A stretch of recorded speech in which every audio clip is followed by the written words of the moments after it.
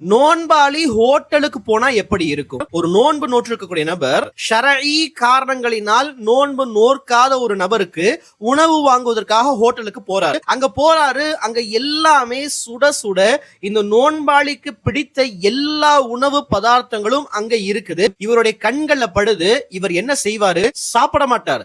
இவருக்கு எவ்வளவு பிடித்ததாக இருந்தாலும் சரி சாப்பிட மாட்டாரு. தன்னுடைய குடும்பத்தார்கள் யாருமே கூட இல்ல, தன்னுடைய நண்பர்கள் யாருமே இல்ல, முஸ்லிம் சகோதரர்கள் அங்க யாருமே இல்ல. இவர் என்ன செய்ய முடியும்னா சாப்பிட முடியும், ஆனா சாப்பிட மாட்டார். என்ன காரணம்? நோன்பு வைத்திருக்கும் போது சாப்பிடக்கூடாது.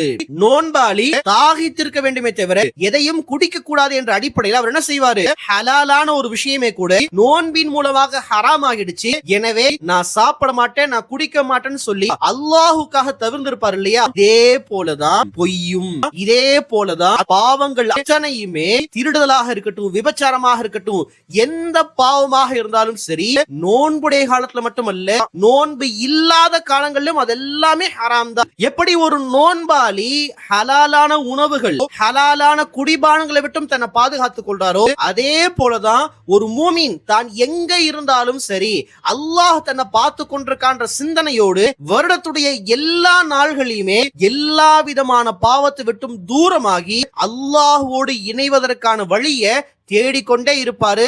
அல்லாஹ் நம்ம அனைவரையுமே நோன்பாளிகளாக ஆக்கியிருக்கிறான். அதே போல ஒரு பர்ஃபெக்டான மூமினாகவும் அல்லாஹ் நம் அனைவரையுமே ஆக்குவானாக.